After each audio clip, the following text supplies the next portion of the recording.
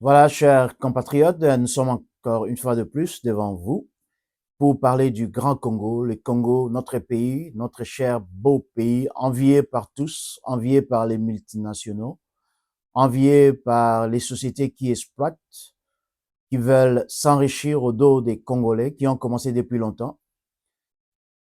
Nous allons parler de ces grands Congos, de ces beaux, jolis pays, avec toute la richesse que le monde cherche. C'est de ces grands Congos-là que nous allons parler, surtout que les élections ont commencé, la campagne. Aujourd'hui, la campagne a commencé, c'était aujourd'hui. Qu'on a vu au stade, on a vu le président Tshisekedi, le président sortant, avec toute sa compagnie au stade. D'autres, on n'a pas encore les images. Fayoulou, Katumbi et les autres qui seront partout dans notre beau, cher pays. Ben, personnellement, avant que je donne ma pensée sur cette campagne, cette idée d'aller aux élections, nous allons prier. Éternel et Dieu des armées, les dieux puissants et riches, nous te bénissons, nous parlons du Grand Congo, au cœur de l'Afrique, envié par tous à cause de nos minéraux. Éternel, nous prions, Seigneur Dieu, pour notre pays. Nous prions pour l'unité, nous prions pour la prospérité, nous prions pour les Wazalendo, nous prions pour notre force armée, les FARDC. Nous prions, Seigneur Dieu, que tu nous accordes la victoire. Nous prions, Seigneur notre Dieu, parce que notre destinée n'est pas entre les mains des hommes, mais entre tes saintes mains. Mais envoie la lumière, Seigneur Dieu, dans les hommes et dans les cœurs des hommes. Nous te bénissons pour cela, au nom de ton Fils Jésus-Christ. Amen. Voilà, nous avons prié, Dieu a exaucé. Il exauce toujours ses enfants. Quand nous sommes justes et nos cœurs sont justes, Dieu nous exauce toujours. Voilà, je voulais parler un peu avant de commencer. Je vais parler des élections et par après, je parlerai des programmes, ce que je pense que les candidats doivent faire. Et ma conclusion serait que nous ne devons pas avoir les élections. Je ne pense pas que le pays est encore prêt pour avoir l'élection. Ça va étonner peut-être certaines personnes, mais moi, je ne pense pas que nous sommes prêts pour les élections. Mais parlons des candidats. Tout le monde veut qu'on puisse aller aux élections. Mais en lisant un peu, voyant qu'il y a aujourd'hui devant, sur la table du Premier ministre, une lettre, soi-disant une lettre, qu'on demande à ce qu'il y ait des fonds d'ici une semaine, on accorde 450 millions de dollars qu'on demande. Il paraît qu'ils cherchaient 350 millions, on demande 450 millions de dollars. Et si ça c'est vrai et qu'ils n'ont pas cet argent-là, on ne doit pas aller aux élections. C'est ça ma pensée. On ne doit pas forcer les choses. La Constitution est claire. Mais avant d'entamer cela, parlons d'abord des élections.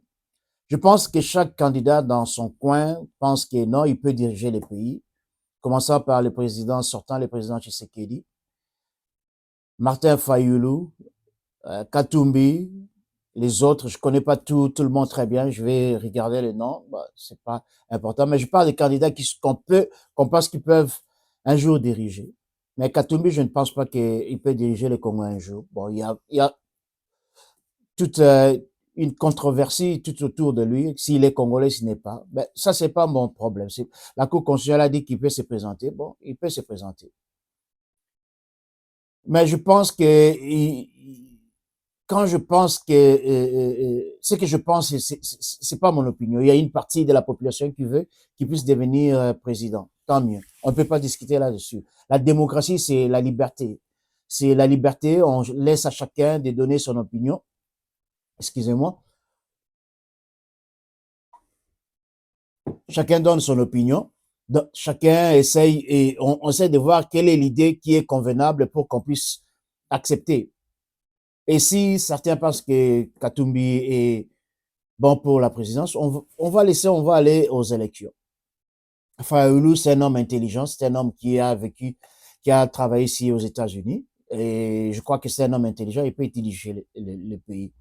Quand il s'agit du président sortant, le président Tshisekedi, c'est un homme qui, je pense, qui doit être reconduit sans problème. Je suis neutre, je suis ni d'un parti politique, je regarde, je juge et je mérite seulement que le bien-être du Congo, que le Congo soit dirigé par un bon président, par des gens qui sont concernés par le bien-être de la population. C'est ce qui me préoccupe. Ce qui me préoccupe, c'est le bien-être de la population. Je voudrais voir la population grandir. Je voudrais voir qu'il n'y ait pas une disparité entre ceux qui volent. Je dis toujours ceux qui volent parce qu'il n'y a pas des gens qui sont venus avec leur propre argent, qui ont créé des entreprises où on engage des gens. Donc, tous ceux qui sont riches, tous ceux qui sont devenus riches, où ils ont volé l'argent quelque part, où ils ont pris, ils se sont accaparés des biens du Congo et sont devenus riches. Donc, je ne vois pas un riche comme ça qui est venu apporter son argent, qui a mis son argent et qui a commencé avec 10 000, 100 000, 200 000, 300 000 $, il est devenu riche. Ce sont des gens qui sont accaparés de la richesse de notre sous-sol et qui sont devenus riches. Et parlant de certains candidats qui sont candidats même à la présidence. Cela dit, je pense que M. Tshisekedi, son père a été militant, il a lutté, il voulait un Congo démocratique, un Congo qu'on doit absolument voir progresser, aller de l'avant avec l'UDPS, son parti politique que je vis depuis la Belgique, quand j'étais en Belgique, que je vis en Belgique, son parti politique et tout cela. Je crois que il a hérité cette audacité-là, cette clairvoyance de son père pour vouloir absolument aider les pays. Avec les 5 ans de son pouvoir, je crois que nous avons vu cette bonne volonté. Il n'y a pas eu de tueries, il n'y a pas eu de gens qui sont allés en prison, il n'y a pas eu, malgré cette dernière année, peut-être on parle des gens qui ont avec la francophonie, les gens qui ont volé, tout ça. Ben, la justice doit poursuivre tout ça. Mais parlant de la personne même, la personne du président Tshisekedi, c'est un homme bien, c'est un homme qui, avec lui, nous avons vu les réalisations. Il veut réaliser certaines choses pour notre pays. Il veut réaliser certaines choses pour notre continent. Il veut réaliser certaines choses. Regardez seulement la popularité même qu'il a dans d'autres pays comme le Cameroun, d'autres pays. On aime, même au Rwanda, là, on aime Tshisekedi plus que Kagame. Je suis sûr qu'on aime Tshisekedi plus que Kagame. Et je crois que c'est un homme qui n'a pas la violence, qui ne veut pas tuer, qui ne veut pas tuer les gens et qui ne veut pas s'accaparer du pouvoir comme ça. Il parle très bien, il articule très bien. Quand il s'agit de donner son message, il donne ce message très bien. Il sait là où il va aller des points A, B, C jusqu'au point Z. Il articule très bien son discours. Et sur base de ça, je pense que son cœur, le fait qu'il a été avec son père, je crois que ça, quand même, quelque part dans sa vie, ça a quand même forgé un caractère d'un homme bien, d'un homme posé, d'un homme compétent pour diriger notre pays. On peut pas dire, même si on n'aime pas M. Tshisekedi, je ne pense pas qu'à un seul instant, ce type-là soit impoli sur n'importe quel niveau. Il est toujours poli, il est posé, il est clairvoyant. Tout ce qu'il veut, comme tout le monde, le bien-être de sa maison. Sa maison, c'est quoi? C'est notre pays, c'est notre Congo. Tout ce qu'il veut, c'est le bien-être de notre continent, notre pays, en particulier le Congo. Il est malin, il poursuit pas ses ennemis de n'importe quelle façon. Il juge, il pèse. Sinon, il allait déjà attaquer l'ancien président Kabila, parce que tout le monde à l'époque, quand il a eu le pouvoir, tout le monde s'attendait à ce qu'il puisse attaquer le président Kabila, mais non, il n'a pas fait ça. Il n'a pas fait ça. Quand on juge une personne comme ça avec son comportement, son attitude, on s'est dit non, c'est un homme clairvoyant, c'est un homme intelligent, c'est un homme qui veut la paix, absolument la paix. Il ne veut pas la guerre, il veut pas aller au Rwanda. Sinon, en ce moment-ci, si les Rwandais croient que Kagame, avec son pouvoir, ils croient qu'ils sont forts, ben, un jour, on arrivera à un point où, bon, la patience du peuple congolais, bon, sera érodée et on sera obligé d'attaquer le Rwanda si on fait qu'il faut attaquer. On est en train de former une armée forte. On est en train de former une armée qui ne va pas fuir devant l'obstacle, une armée qui va combattre, une armée qui est déterminée à complètement érayer le M23 de notre pays, de notre sol. On doit combattre. Et sur même base de ça, je pense que si Rutshuru, Massissi, notre territoire est encore occupé, je crois qu'on parle de 3 territoires. Bon, si ces coins-là sont encore occupés, sur base de ça, en tout cas, moi je crois, on ne doit pas avoir les élections. Sur même base de cela, on ne doit pas avoir les élections sur base de ça, sur base du fait que une partie du pays, est encore occupée. Et sur base de ça, moi, je pense que non, on doit pas avoir les élections sur seulement base de ça parce qu'une partie est encore occupée. Sur base de cela seulement, moi, je pense qu'on doit pas avoir les élections sur base de cela. Mais je pense, comme candidat, le président Tshisekedi mérite d'être complètement reconduit. Il mérite d'être complètement reconduit comme sixième président de notre République. Et avec lui, je suis sûr et certain qu'on aura encore des exploits. Le pays va avancer. Le pays sera comme ici aux États-Unis, avec des autoroutes, avec des ports, avec des hôpitaux qui fonctionnent.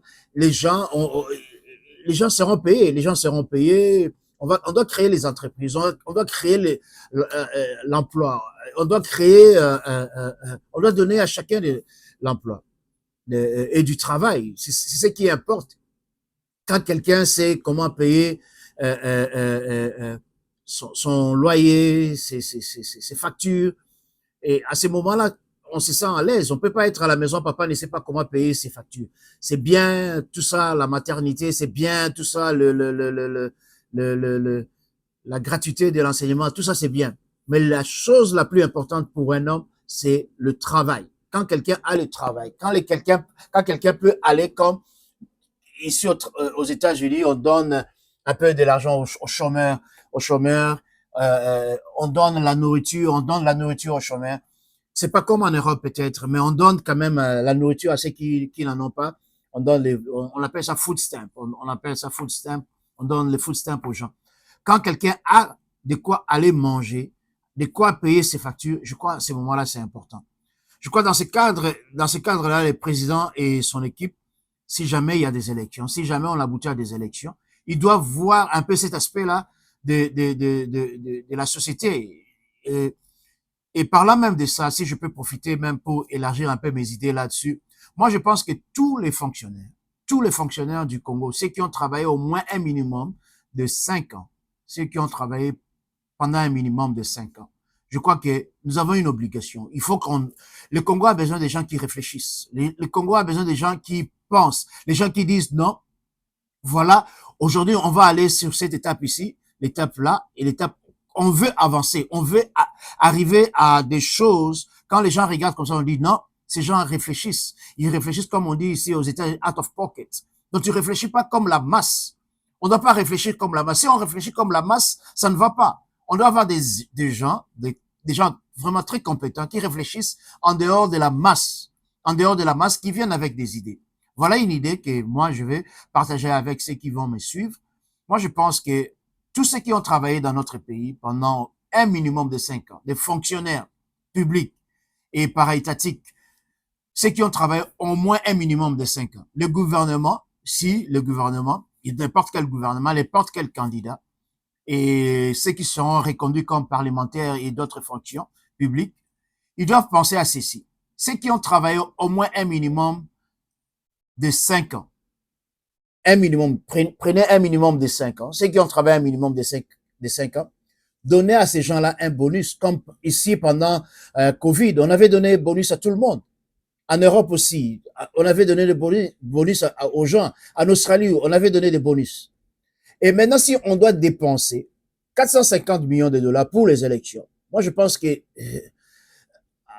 il y a la guerre à l'Est. Je crois que quand on fait l'équation, ça ne marche pas. Cette équation-là, c'est pas, ça ne résonne pas très bien dans ma tête. Ça ne résonne pas très bien dans ma tête. Et je ne vais pas penser comme la masse. Parce que si je pense comme la masse, c'est que je ne regarde pas en dehors de ceux qui fonctionnent et ceux qui ne fonctionnent pas. Voilà. Donc, je ne veux pas raisonner comme la masse, dire, OK, allons aux élections. Bon, allez aux élections. Mais est-ce que toutes les conditions sont réunies? On dira, la réponse sera quoi? Est-ce que toutes les conditions sont réunies pour aller aux élections? Non, toutes les conditions ne sont pas réunies. Est-ce que les candidats sont là, candidats compétents? Oui, les candidats sont là, candidats compétents. Mais les conditions pour aller aux élections ne sont pas encore réunies. Je suis désolé de le dire, mais c'est la réalité. Les conditions ne sont pas encore réunies. L'Est est encore occupé. Dans la Constitution, quelque part, je crois que ceux qui font, je ne suis pas quelqu'un qui est vraiment plongé dans la Constitution, mais si quelqu'un peut regarder et me dire et m'écrire, est-ce que la Constitution autorise qu'il y ait des élections quand il y a une partie de notre territoire occupé? Je ne sais pas. Quand tout l'argent n'est pas encore réuni, je ne sais pas.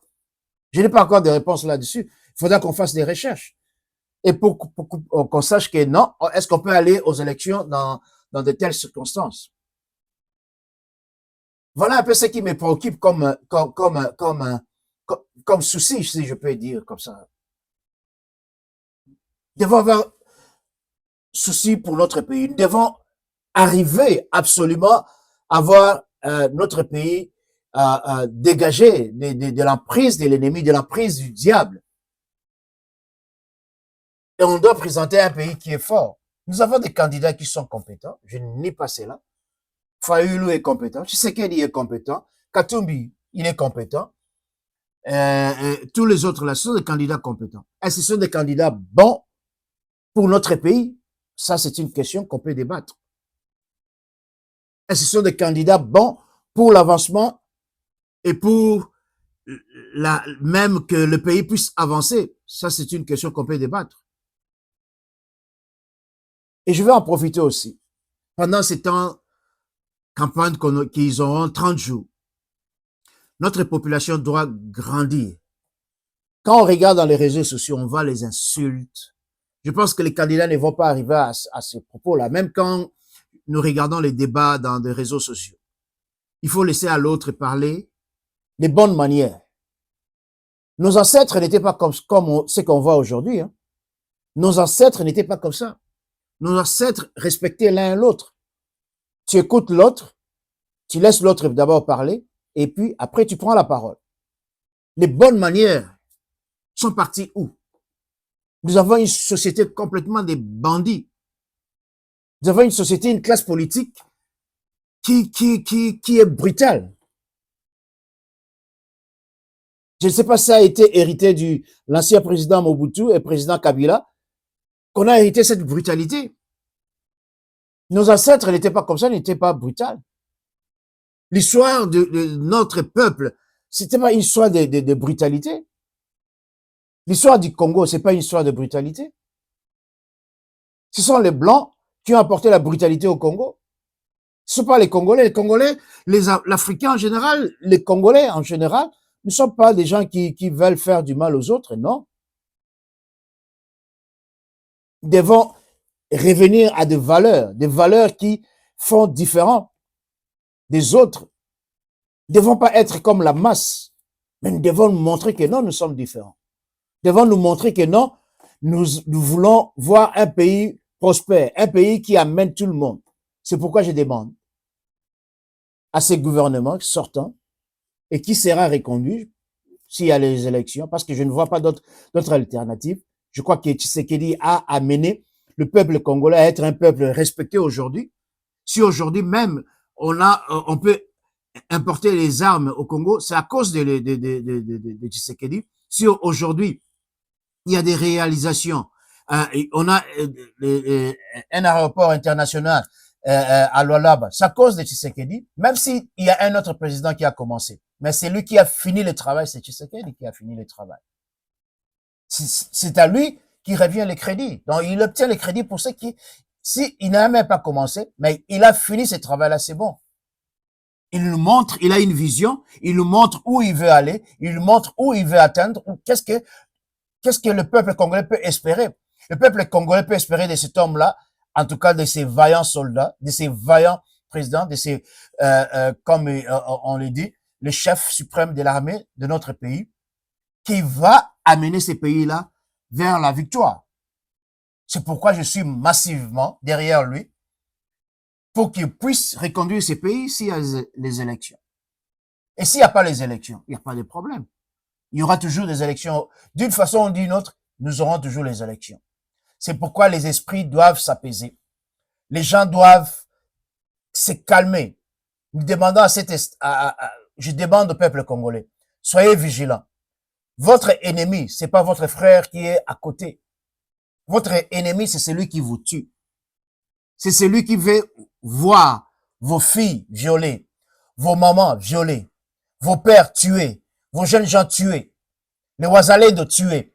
C'est ça l'ennemi. L'ennemi, ce n'est pas moi. L'ennemi, c'est pas celui qui est à côté. L'ennemi, c'est pas votre peuple. C'est pas votre ami. C'est pas celui qui est dans notre pays. C'est pas l'ennemi. Je veux dire, c'est lui qui est avec vous, celui qui dort avec vous.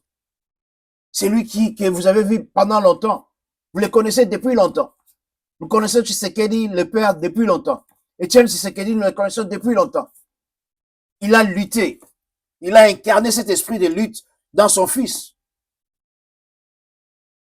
On croyait que Goma, aujourd'hui, allait complètement être balayé. Il pensait même que non, ils allaient avoir Goma. Faire fléchir Tshisekedi. Mais non, il a déclaré dans son discours avec RFI, dans son interview avec RFI, non, Goma ne sera jamais atteint. C'est pourquoi chaque jeune Congolais, chaque étudiant congolais, si c'était que moi, on doit suspendre même les études. On doit suspendre pendant un temps tout ce qui se passe aujourd'hui et armer très très bien notre force armée congolaise. Armée jusqu'aux dents. Armée jusqu'aux dents. Pour combattre l'ennemi. Moi, je pense que c'est ça. Je pense que c'est ça. On doit armer avec l'argent que on veut dépenser pendant ces campagnes-là. On va armer notre force jusqu'aux dents. Les Ouazalendo jusqu'aux dents. Nous devons écraser complètement la rébellion M23. Nous devons écraser complètement. Et sans souci, nous devons écraser complètement la rébellion M23. Nous n'avons pas d'autre choix. Nous n'avons pas d'autre choix.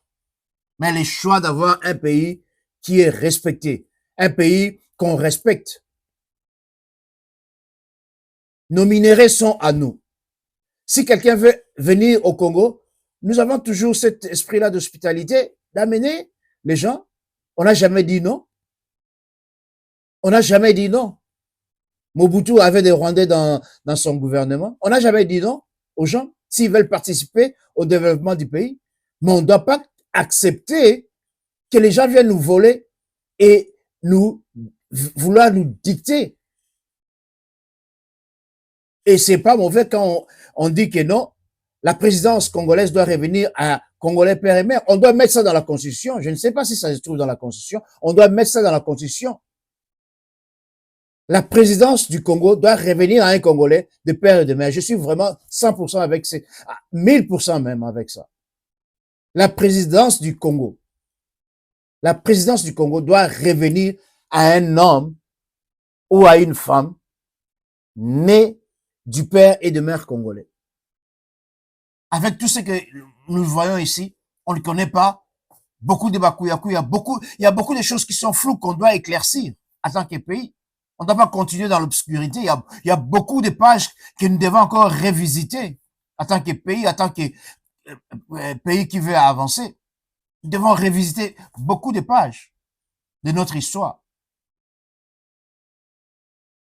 Nous ne devons pas enjamber et vouloir aller sans regarder en arrière comment est-ce que nous sommes arrivés là. Je crois que les candidats sont là. Mais les candidats que je recommande au peuple congolais, c'est Tshisekedi. C'est Tshisekedi. Je recommande le président sortant Tshisekedi. Il n'a pas participé au pillage du Congo. Il n'a pas participé à la tuerie du peuple congolais. Il n'a pas participé à chasser le peuple congolais.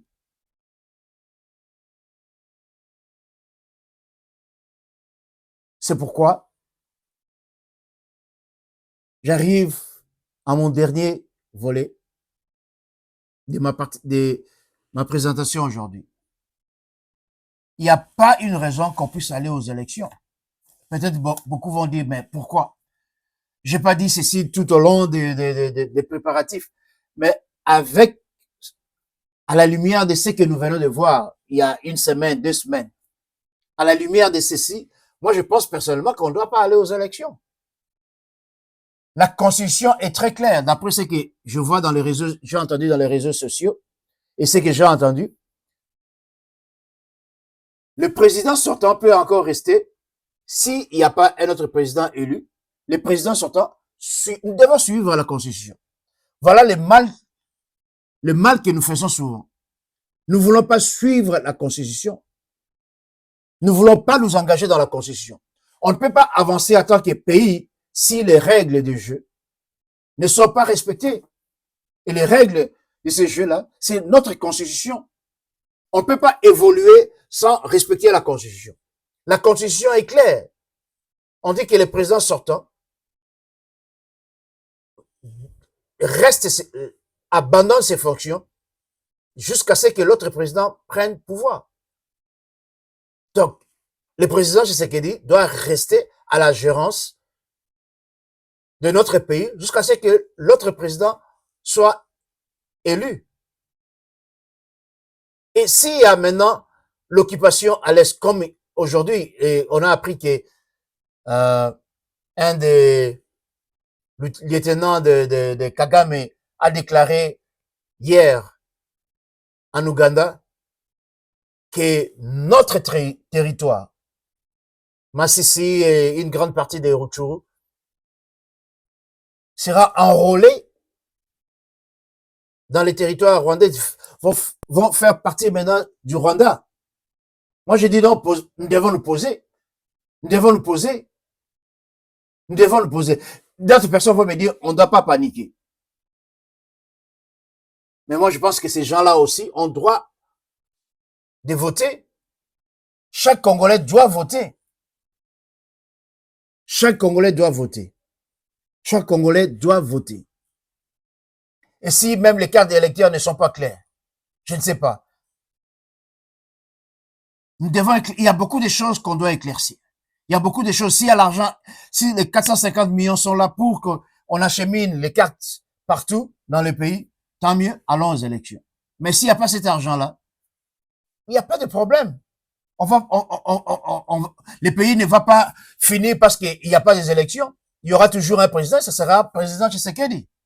Parce que la Constitution garantit ça. D'après ce que j'avais entendu, je suis devenu américain, né du père congolais, du mère congolais. Aujourd'hui, avec ma nationalité américaine, non, je ne peux pas postuler en tant que président de la République au Congo. Alors, si je ne peux pas postuler parce que la Constitution le dit, qu'est-ce qui donne à d'autres qui ont la double nationalité de postuler pour le moment? Nous devons arriver à faire respecter la Constitution. Moi, je pense aujourd'hui, nous devons développer les services secrets de notre pays. Les services secrets de notre pays doivent vraiment être comme à l'américaine. FBI qui supervise toute l'étendue des États-Unis. Nous devons avoir les services secrets qui fonctionnent très bien. Nous devons avoir une armée qui est très très forte, bien disciplinée.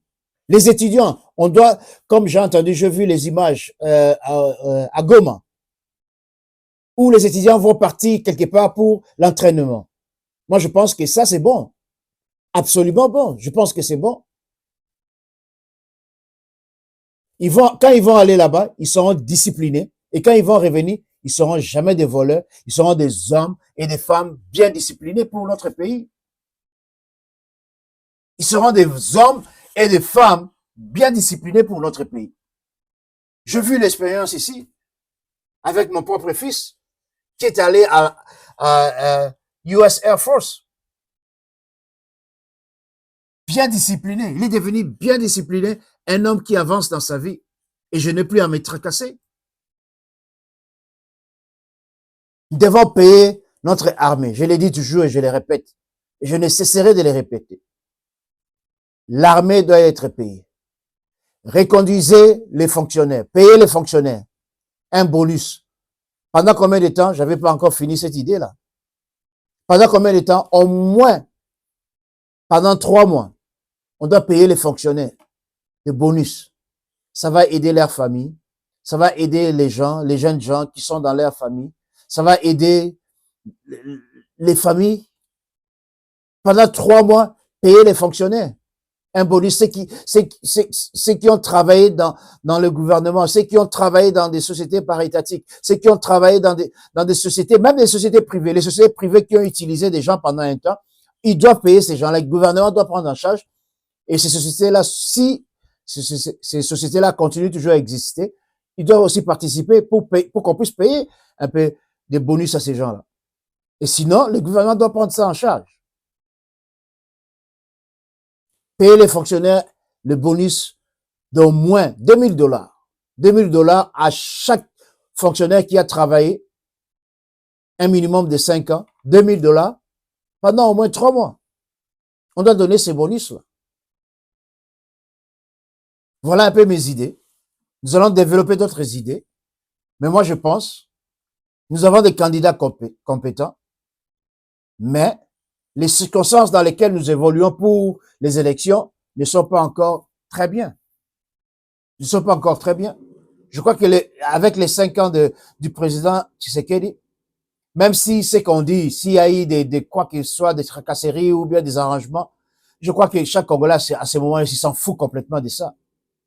Nous soucions aujourd'hui de l'avancement de notre pays. Nous voulons voir notre pays avancer dans le calme, dans une sécurité vraiment profonde, dans une sécurité où nous ne voyons pas des Kuluna, nous ne voyons plus des M23 dans notre pays, nous ne voyons plus de tueries dans notre pays, nous ne voyons plus, les gens n'ont plus peur d'aller dormir. Les gens peuvent aller dormir calmement et sans souci. Voilà, je voulais partager ceci avec vous. Nous allons continuer. Les élections, oui, mais avec point d'interrogation. Avec vraiment point d'interrogation. Avec beaucoup de réserves. J'ai vraiment beaucoup de réserves maintenant. Quand on commence à voir que les choses, comment c'est les choses.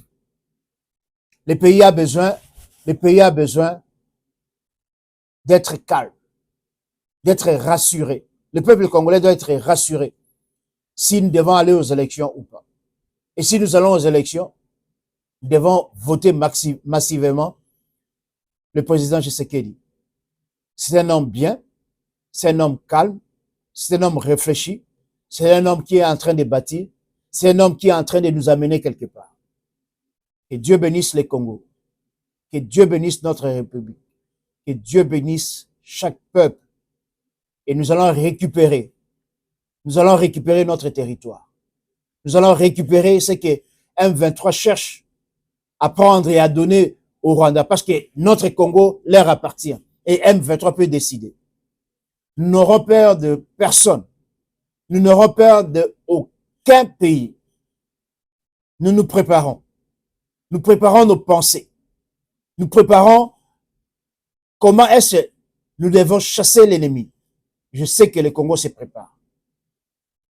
On en a assez d'être tracassé dans notre propre pays, d'être tué dans notre propre pays, d'être volé dans notre propre pays pour les soi-disant multinationales, pour les soi-disant des pays qui veulent montrer que non, il n'y a pas de Congolais qui sont sages. Maintenant, les Congolais, nous sommes éveillés. Et je demande aussi au peuple congolais, munoko wana elobaka makambo ya malamu, munoko na bino ezalaka kofingaka te. Tango bokomaka na ba réseaux sociaux, ezalaka mpona kofinga bato te, mais ezala mpona koloba makambo moko ezopesa bato raisonnement. Tu peux réfléchir olobi, ah, ndeko alobi likambo boye, ndeko alobi likambo boye, ah, maintenant je réfléchis, maintenant qu'est-ce que je peux faire, qu'est-ce que je peux faire, qu'est-ce que je dois faire. Toi la raté quand la ba réseau kofingana, zofingana à tout moment, ça va aboutir à rien. Les insultes, ça va pas nous conduire. Les insultes, ça nous amène à rien. Donc, si on fait un moudou, ça veut dire que tu n'as même pas les idées. Donc, si on fait un moudou dans les réseaux sociaux, ou bien on a un plateau, on fait un moudou, c'est que aux attend une idée à ta mon côté, à ta idée mon côté. Et ce ne sont pas des gens qui insultent, qui vont conduire. Si c'est le candidat Tshisekedi qui va gagner, il va gagner. Si c'est le candidat Fayoulou qui va gagner, il va gagner. Si le candidat Katumbi qui va gagner, il va gagner. Si c'est Batatampo qui va gagner, il va gagner. Mais nous n'avons pas besoin des candidats qui sont lâches. Nous n'avons pas besoin des candidats qui n'ont pas de personnalité. On n'a pas besoin de candidats comme ça. Ne votez pas des candidats comme ça, qui vous promettent le ciel, qui vous promettent le paradis. Ils n'ont jamais été au paradis, mais ils vous promettent le paradis. Ne votez pas des candidats comme ça. On doit être éveillé, on doit être calme, on doit juger. On doit se dire, est-ce que c'est un bon candidat ou ce n'est pas un bon candidat? Est-ce que c'est un candidat qui va amener notre pays à la paix? Oui, à ce moment-là, tu votes. Est-ce que c'est un candidat qui va nous amener vers ce que nous voulons, libérer notre pays complètement? Oui, je vais voter ce candidat. Mais si ce candidat-là, il va pas libérer le pays, il va pas chasser le M23, ne votez pas ce candidat-là. Ne votez pas ce candidat-là. Que Dieu bénisse. À la prochaine fois. Bye bye.